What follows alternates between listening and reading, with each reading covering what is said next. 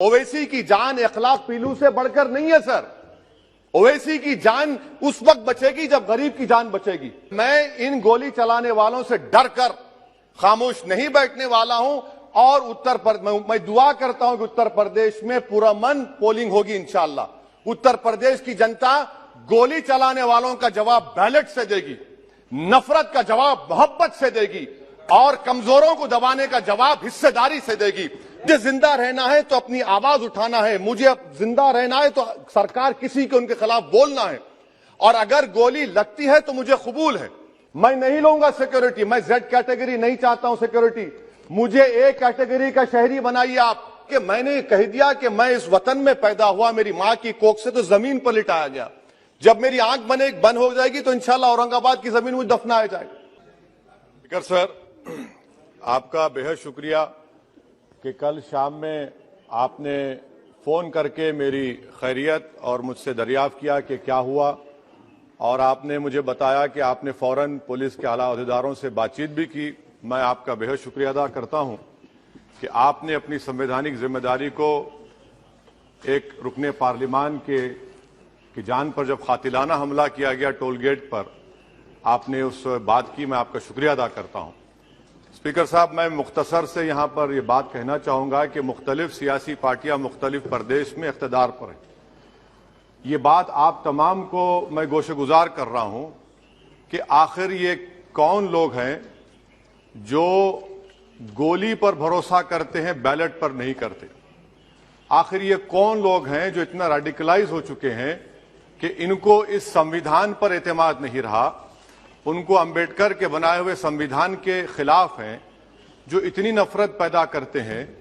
आखिर ये कौन लोग हैं? मैं इसको सियासी गुफ्तगू नहीं करूंगा, ये सबके लिए छोड़ रहा हूं, क्योंकि जहां तक मुझे मालूम कि मैं 2 मरतबा का विधायक हूं, 4 मरतबा का सांसद हूं और अगर इस तरह से अगर राजनीति आगे बढ़ेगी कि टोल गेट पर गाड़ी रुकती है और 4 राउंड गोलियां चलाई जाती हैं, आखिर इन नौजवानों को ये कैसे रेडिकलाइज हुए?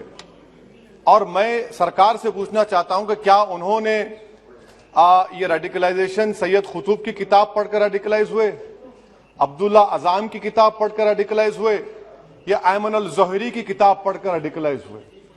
इसीलिए मैंने सरकार से 2015 में कहा था कि इंटरनल सिक्योरिटी डिपार्टमेंट एमएचए में उसमें तमाम मजाहिब के लोगों का एक काउंटर रेडिकल सेल बनाइए आप।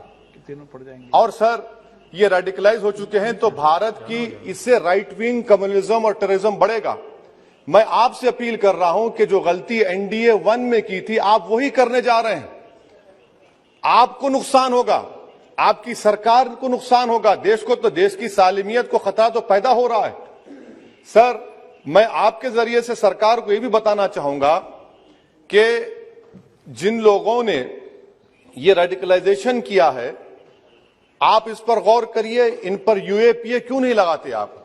अगर कोई स्पीच देता है, अगर कोई फेसबुक पर किसी क्रिकेट मैच पर किसी टीम की तायीद करता है तो यूएपीए लगता है। एक सिटिंग एमपी के ऊपर यूएपीए नहीं लगेगा सर। मैं सरकार पर छोड़ता हूं। सर, चौथी बात यह है कि रेडिकलाइजेशन की जब बात होती है, हमने यहां पर एक कांग्रेस के बड़े नेता से सुना कि 2 भारत हैं दौलत के एतबार से। नहीं सर, भारत की दौलत मोहब्बत है। भारत की दौलत पैसों की दौलत नहीं है, भारत की दौलत मोहब्बत है। हां, 2 भारत हैं, एक मोहब्बत पर जो पिछले कई बरसों से आबाद है और एक नफरत पर भारत बन रहा है। तो क्या आप दौलत की भारत की मिसाल देंगे या मोहब्बत की भारत की मिसाल देंगे? अगर मोहब्बत की भारत की मिसाल देंगे तो उसमें आपको मेरी जबान को रोकने के लिए गोली चलाने की जरूरत नहीं है। इस 2 भारत को समझने की जरूरत है।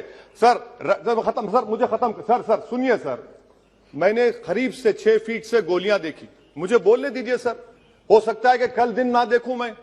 अगर मैं यहां पर नहीं बोलूंगा तो कहां बोलूंगा सर? आप मुझे प्लीज बोलने दीजिए।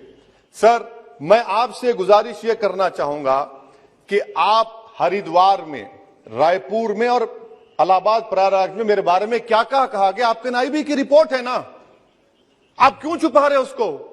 देखिए, मैं मौत से नहीं डरने वाला हूं, हम सबको जाना है इस दुनिया से। बल्कि मैंने कह दिया कि मैं इस वतन में पैदा हुआ, मेरी मां की कोख से तो जमीन पर लिटाया गया। जब मेरी आंख बंद हो जाएगी तो इंशाल्लाह औरंगाबाद की जमीन मुझे दफनाया जाएगा।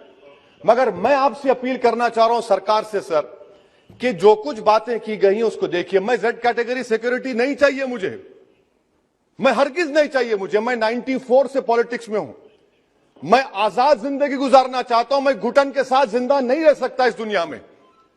मुझे जिंदा रहना है तो अपनी आवाज उठाना है, मुझे अब जिंदा रहना है तो सरकार किसी के उनके खिलाफ बोलना है, और अगर गोली लगती है तो मुझे कबूल है, मगर मैं घुटन की जिंदगी नहीं गुजार सकता सर। मेरा मानना यह है कि संविधान में अगर देश के गरीबों को, मजलूमों को, अल्पसंख्यक समाज को सिक्योरिटी मिलेगा तो मुझे मिलेगी। सर आपकी चिंता हमें है ना सर, इसलिए सिक्योरिटी दे रहे हैं आपको नहीं सर।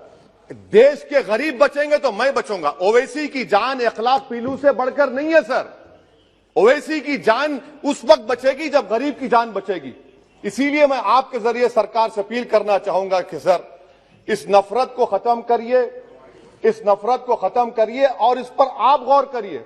मैं नहीं लूंगा सिक्योरिटी, मैं जेड कैटेगरी नहीं चाहता हूं सिक्योरिटी। मुझे ए कैटेगरी का शहरी बनाइए आप, मुझे एक कैटेगरी का शहरी बनाइए ताकि मेरी और आपकी जिंदगी बराबर हो। जब देश के प्रधानमंत्री पर सिक्योरिटी ब्रीच हुआ, अपोजिशन की तरफ से मैंने कहा था कि गलत हुआ। सब सेकुलर पार्टी के लोगों ने कहा कि ओवैसी तुम क्यों बोले। मैंने कहा नहीं, देश का प्रधानमंत्री मेरा है, सिक्योरिटी ब्रीच हुई तो एक्शन लेना चाहिए। मगर 4 मर्तबा के एमपी पर कोई 6 फीट के फासले से 4-4 गोली चलाता है। मुझे मौत है, हम सबकी मौत है, मगर मैं इन गोली चलाने वालों से डर कर खामोश नहीं बैठने वाला हूं। और मैं दुआ करता हूं कि उत्तर प्रदेश में पुरअमन पोलिंग होगी इंशाअल्लाह। उत्तर प्रदेश की जनता गोली चलाने वालों का जवाब बैलेट से देगी, नफरत का जवाब मोहब्बत से देगी, और कमजोरों को दबाने का जवाब हिस्सेदारी से देगी। मेरी आपसे गुजारिश है सर कि मुझे जेड कैटेगरी नहीं चाहिए, मैं रिजेक्ट करता हूं। आप इंसाफ करिए सर, उस पर यूएपीए लगाइए। और इनके दिमाग कौन है? 2 लोग रेकी करते हैं, उनको मालूम कि मैं मीरठ किठौर से आ रहा हूं उस टोल गेट पर, और 6 फीट के फासले पर गोली चलाते हैं। तो आप देख लीजिए सर, आप सरकार के हवाले, अगर आप इंसाफ करना चाहे आप इंसाफ कर सकते, मगर रेडिकलाइजेशन आपको नुकसान पहुंचाएगा और इससे राइट विंग टेररिज्म बढ़ेगा। शुक्रिया सर।